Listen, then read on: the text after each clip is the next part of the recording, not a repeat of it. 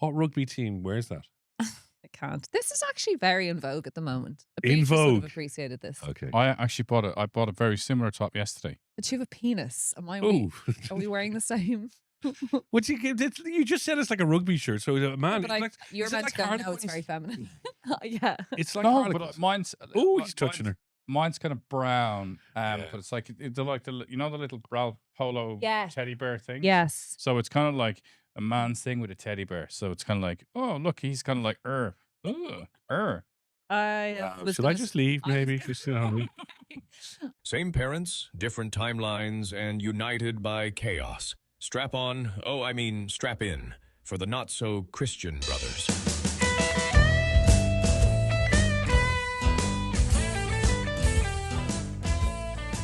I have no brassiere, as we've spoken about. yeah. So Nor have I. I'm covering all. Twinsies. Yeah. It was a bad day. Yeah. Jokes aside, Yeah. that was an exceptional podcast because I feel like not everything's tied up in a bow, but it's open for further conversations. Like You your handled it breasts. so- Oh wow. I hope that's not the social. Yeah. I really hope that's not the social. I really hope any slight integrity I had. But it I'm just thinking of breast gags now. You know that I'm gone. God, Everything's tied up in a bow. like we're actually really awful people. Yes. But I just listened and I went, there's so much room for more chats on it. I cried. Terry could just see me bawling because it was like, Colm, so sincere and gorgeous. But can I say one thing and then we can talk about something Yeah. else? Because I get bored of talking about other Yeah. people. You are exceptional people because when I met you first about a year and a bit ago, you were going to do a podcast and you were chatting about your relationship and how it's grown as brothers. You're exceptional. Colm, he was rushing into hospital to see you. Yeah. You were keeping in touch and thanking Yeah. people who were texting you, which you did not have to do. Justin was so concerned about you. You're so concerned. You are exceptional brothers. And I just want to say, this is called Not So Christian Brothers. It's all fun. It's great. We have deep convos sometimes. You are incredibly beautiful siblings. And I don't know if I know, sadly, siblings like you both. Yeah. So I need to say that because it's Yeah. actually incredible to watch you. But I think with siblings as well, we've come in and out of each other's lives, you know, and I think this is like the 5th iteration of our sibling relationship and probably the strongest, definitely the strongest, and probably the last. Yeah, but I think for me, I find this opportunity is kind of cathartic and allows us to get closer. Whereas I think we tried before, and I remember I always found it quite sad when you said this, and a bit kind of wussy as well. But when I went to live in England at 19. We just started working beside each other. I know. in Dublin, Yeah, and yeah, you were Boston, like yeah. thinking, "Oh, great, we're going to start hanging out together." Yeah. And then I went to go and live in London.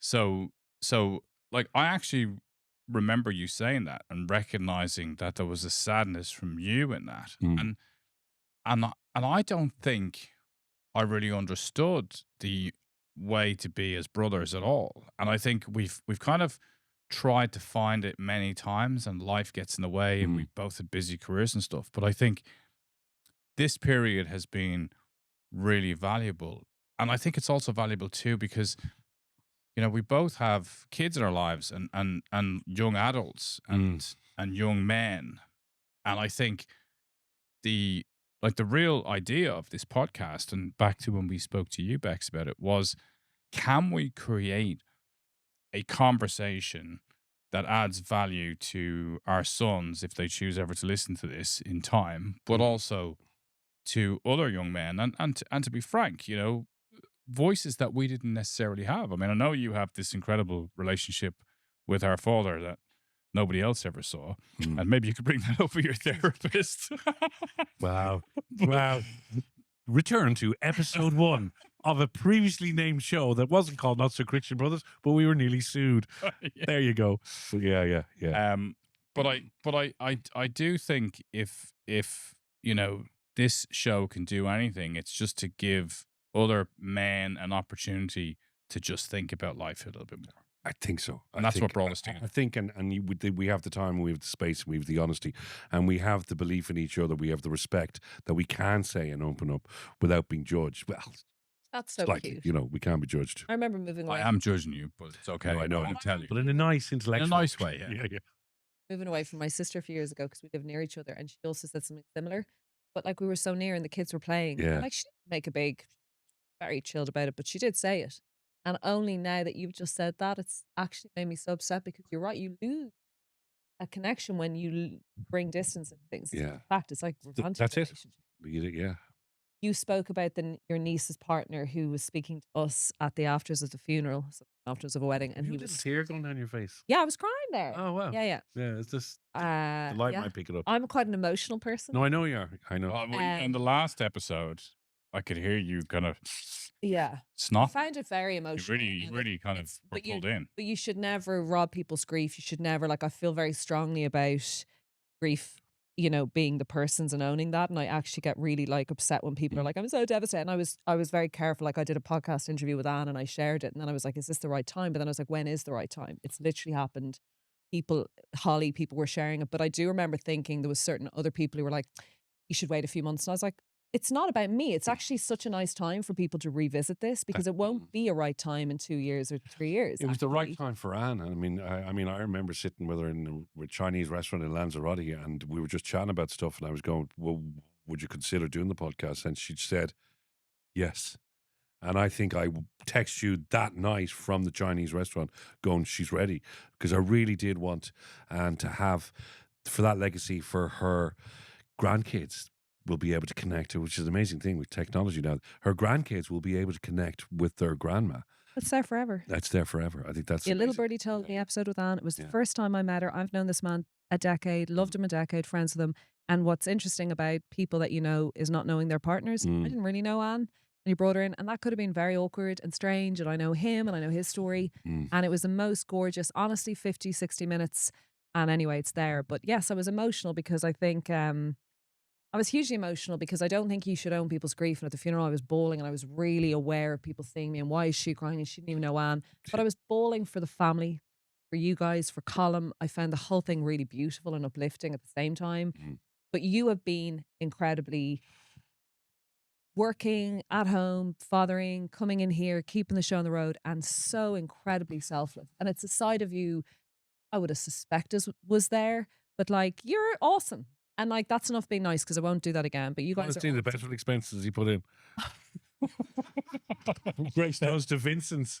What? I'm never going to make profitability on the back. I'm having them checked because I think that's Greystones to Beaumont Hospital. You were going to the wrong hospital. Oh my God, you prick. Or he's up to Belfast.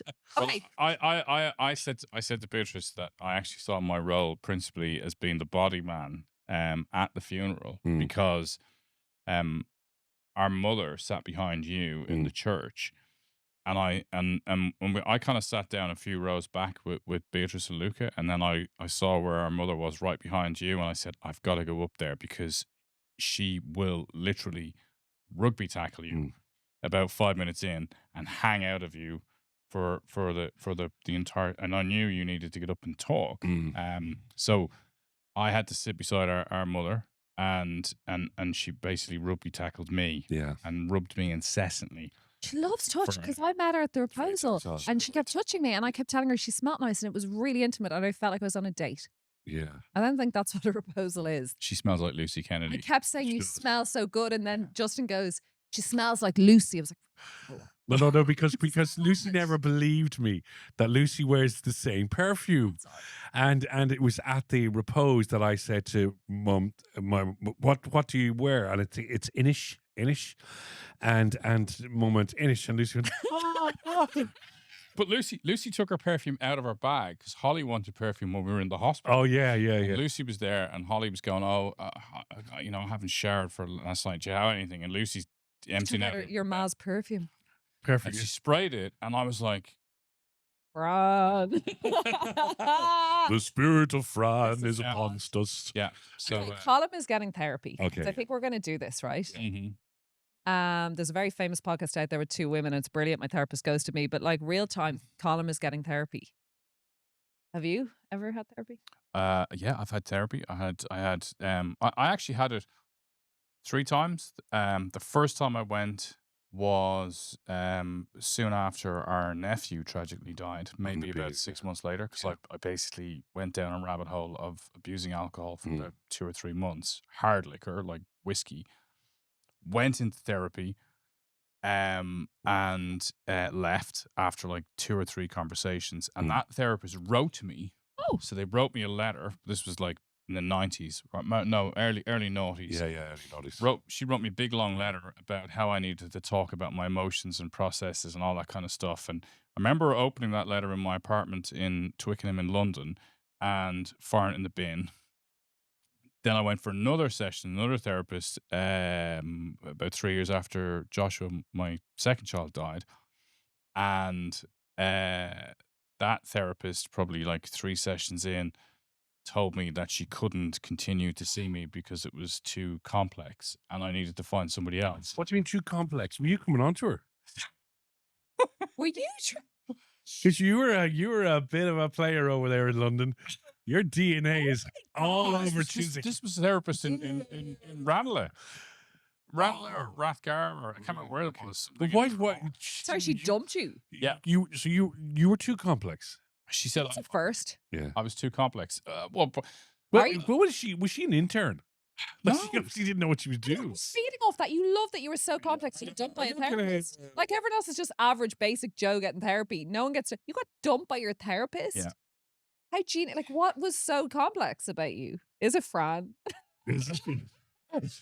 Smell of theirs. Where the industry? Oh, I had my mother's That's so perfume drunk. on in the. Yeah, I was like, do you think I smell like Why my mother? complex? Your grief was just so. Like my grief I wasn't dealing with it, right? I Okay. wasn't dealing with my grief, and I said to her, "Oh, I had a dream last night that I was on a plane that was crashing," and I actually thought, well, it's not that bad. I might see my dead child, Mm. and this, by the way, if having trained in this field years later, Mm.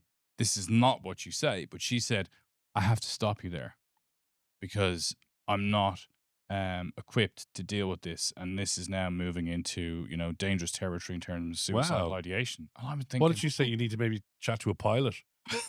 yes. She sounds She said, she only got to page 1 of the How to Be a Therapist book. nuts. I honestly, it was completely bonkers, and she stopped the session. Yeah. Now, if you think about it, I wasn't actually feeling terribly vulnerable at that moment, but I did have God, to imagine get up if people and could pick my actually jacket unpack up us and leave. in general. Yeah. And go home and say and like she said, "Oh, you need to go and see your doctor immediately." Wow. Yeah. Listen, should you be here? This is nuts. I did, I mean, maybe 35, 40 years ago, Anne and myself did marriage counselling How was together. that? I'm mad for that. So we went down to this girl and sat down, and I was quite raged or whatever. And after about 10 minutes, I just said, "You're taking her side." And Yeah, because that's an issue with marital And the counselling. counsellor went, "Well, no, we need to discuss this." And I went, "No, we don't need to discuss it. You're taking her side. Yeah. And it's 2 women against me." Yeah. And I said, "I want somebody else here." I think marriage counselling should be from a couple Wow. on the other side. Do you know what I mean? You didn't feel that she was I just objectively. felt she was sort of taking it. Is that true, or you just would defense mode? Oh, I possibly defense mode, but I kicked the chair aside. I threw the money on the table. Instigated the And I left. counselling. Did you say to Anne that maybe you should be together with a counsellor? Did I say what? Who No, I'd say it was instigated Anne. the counselling. We sort of both Oh. did. No, there was a stage where, like any relationship, it was tough, and we sort of both felt that we probably needed to talk to somebody. So you went but to not one her. session and threw your money on the table and left. Yeah. Is that not grounds for people to go, "We're not going to last"? Like, was Anne not so hurt by that? No. I was going, my hero. No, stop. What did Anne say? She ran after me, Okay, and and she went, "You need to go back in." And I said, "Well, I'm not. This is not going to work. It's not going to work with her. okay. So it's not going to work with her. So let's see what we could do." And we sort of talked it out then ourselves. But I think what's important in terms of therapy is that you have to kind of go through a process of meeting different people, and Yeah. eventually you find somebody. Like it's really what we're trying to find is somebody who can just listen to you, but you have to feel comfortable that the person that you're with is able to hear you. Is able Or there's to no listen. judgment. I went to another therapist, right, years later, and this is exactly what you mean. You have to feel and understand. So this guy was just a sort of quirky, strange, unusual sort of guy who wore open sandals, that sort of stuff, Bungle. and corduroy. Terry. And You got your open sandals on? no, Terry doesn't wear shoes. Just Terry, basically. He's normally not wearing He was in the shoes. Yeah. basement, right? And he had one of these, draft excluders that kids would have, like a big snake, a long snake. And before the session would start, he'd very dramatically put the draft excluder across the bottom of the door, and he said, "The inside is the inside, and the outside is not here. We can talk." And I went, "You're scaring me. You're scaring me." Was he hot? Hot? No, he was hot as in sweaty and Well, smelling. obviously, with his sandals, he was We good. did about 2 sessions, and then I said no more. And he lived locally, right? So, as in the area, I Dunleary. mean, it's very dramatic. You went, no more. yeah. I mean, you're supposed to just email them going, I'm not coming back. No, I went. Sorry, you got dumped, mate. You don't have any. Yeah, okay, that's not. Where'd you put your draft excluder? And I met him in Dunleary shop. He said, "I passed him by," and I went, "Hey, how you doing?" And he did the whole. Like, I don't, outside of my draft excluded room, I don't even recognize that you exist. Oh, And I no. went, no. And gone right past. That was it. Well, he doesn't engage with patients outside the door. Yeah, outside his draft excluder. Yeah. Interesting. But this time I'm ready for it. So that's what we were saying, isn't it? And you eventually got to the point where you met somebody and you knew you needed therapy. I know now I do need therapy. I had a Those lovely other chat. times I was sort of not sure. Oh, go on. You have a great story. Are you going to give us the full No, I'm not story? giving you the full story. Absolutely not. Absolutely not. That would be weird. And he might watch this. Yeah. Because he probably will. You guys. Oh, that's very nervous. That was a very weird laugh. Yeah, That was basically actually a double saying, laugh. well, That was a I how. was recommended this chappy Yeah. who'd worked in Skid Row and is different. And my friend goes, "I'm not giving you a woman recommendation." I go, "Why?" And she goes, "Because you'll manipulate that situation." And I said, "Why?" And she goes, "It's a woman, you'll just break it. You'll try and be like, appeal to her and you'll relatability and you know what it's like." She goes, "You need a man who's like objective. You're very good at men. You could probably get on better with men than you do women. You need him to be a little bit older and just not fruity, like not Oh, wow. showbiz or not, just plain spoken." Right. And so I got that guy who had done all this work in Skid Row, was a little bit older, was in the 60s. It was Zoomages, so we weren't in person. The post-COVID, yeah, I think so. It's loved him. Oh. I think I just showbiz the shit out of it. Like we spoke about this. It was just like, "Yeah, no, it's good, but I'm actually good." And he kept saying, "All right, need to listen." Very good at listening. Yeah. And then at the end he'd go, "But you're not okay." And then I'd bull for 10 minutes Right, and then okay. I'd revolute him some cash. So like, he just Sounds like bull. sounds like an escort. Like I'd ball into the laptop, like into the keys, but do you know what? He was so sweet. Like I would like to date a guy like that. Obviously not him. Oh, this is But I he like would when this always- here we go. He would always go, "You Yeah. weren't valued, you weren't validated, you weren't a mistake. Your parents might have, but you weren't a mistake. That person was abusing you." Like there was so much. I'm like, "No, it's okay. I'm good with that. That wasn't the issue. It's my job that's the issue." No, Rebecca. So he saw me and I Yeah. would just revolute, bull. And then I stopped showing up because I Right. just couldn't really show up for myself either. So I'd be like up to my tip balls. Meanwhile, I was at the laptop ready to go on, but I couldn't log on. And then I Right. just revolute him and I bless him. He didn't dump me. I didn't dump him. There was a kind of agreement, but I think I'm going to go back there. Hang on a second. Are you telling me that you paid your therapist for a whole concessions, I think. for a you whole should. bunch of sessions that you didn't even turn up I for? think it's really disgustingly inappropriate to not pay people for it. It's like No, no, hairdressing. no. Are you saying that he took it? Well, sometimes he's whiz it on back and then I whiz it back. And that was kind of foreplay. I'm joking. That's a joke. But That's Terry. as a business model goes, right? That's like, great. in fairness, I think you should, and I would Should what? pay up front. I Yeah. would charge people Yeah. 10 sessions in advance, right? Because A, I think so too. it's hard and it's unpleasant and it's challenging. And my clients would be more kind of alpha, so they can be really like you in many ways, and those type of people can be really challenging. Alpha at all. Hmm? I'm not alpha at all. Oh my God, we have to do an entire after show on this. The shit that Beatrice and Justin say about me, I'm just like, they don't even know me, Colm. I'm not alpha at all, right? No, Right? but you have a real kind of juxtaposition between insecurity and alpha. Yeah, it's really interesting. It's an interplay. It's quite normal. Someone came on the podcast once and he goes, "You're the most insecure, pretty girl I've ever met." And I said, "What does that mean?" He goes, "You put yourself down for literally 10 minutes when I paid you a compliment, but actually you are quite nice." And I was like, "Is that a good thing?" He was like, "There's just two massive sides." Maybe I'm a Gemini. Maybe I'm schizophrenic. I'm Oh, whoa. Can we just bring you back, Terry? Can you just replay her funny laugh in the edit that she had at the start? Just after she says, "I'm very schizophrenic," nervous. just drop it in. Freaking social that I hate. I just want. Socially, I'm just looking at a business model whereby Terry's going to get clammed. I become a therapist, and I know then that my client isn't going to turn up because they're so vulnerable, right? But I know they're But you're going to gonna pay make me. a fortune. I'm going to double book. I'm going to have somebody else on that It's session. line of I'm gonna business. have And you a work for split yourself. I screen. work for myself. You were upfront payments is really good model because people take the piss. It's like restaurants where you book a table. I think it's disgusting when people But- cancel but- an hour but before, unless there's a. You've given your reason to. therapist money and you've got nothing in return. You don't know what I got.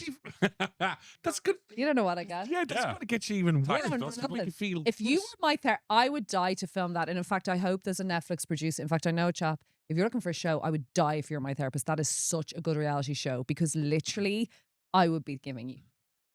Mic What- drop. Okay, we need to go. Yeah. But I think the point about finding the right therapist is Yeah. key, right? And then upfront payment is helpful because it holds people accountable, and they have to show up again, right? Oh, hang on a second. Just get me to the therapist first. Now you're sorting out a payment plan. What do you do? Can You we- a little I sort have of. a commission with your therapist. That's what I'm Can we thinking. between friends, John. and this is serious, right? Can we between friends talk about the cost of therapy? Now you do some incredible high performance, like you're incredible. I'm not talking Yeah. about your fee or your rate. What do you think an average? I'm putting this to you because you're heading into this realm. Yeah. This is important to talk about finances. What do you think a 45-minute therapy session should cost and does cost? Go on. 25 What? euros. What are I you charge talking about? 350 euros. Yeah, I was going to say I was paying 110. What do you I want don't know about? why, because you're one fucked up bunny. I'm just here to demonstrate the path not to walk on. 110. You're saying 25. I'm quid? only joking. Oh, I presume it's about 100. okay. I mean, the funny thing is, and this is what I think is really important to understand, and like this is not my full time occupation either, but what you have a lot of the times with therapists is a means to build an annuity income, right? And the thing that I really dislike about therapy, especially cognitive based therapy, it's helpful in many ways, but what you actually get is somebody who doesn't have an incentive to let go of you. So you have these therapists who then say, come along, and it's like, how was last week? Oh, let's work through your week. Let's work through your week. And the model becomes you needing them as a crutch. In reality, they should be giving you the tools to rebuild and move on Are with your you life. saying as well that they need you to pay their mortgage? Yeah, Correct. so. Because Exactly. Cha-ching. if you look at the average cost, a therapist in Ireland or in the US will never be making more than like 80,000 a year, and they're working hard at it with lots of people all the time. It's exhausting.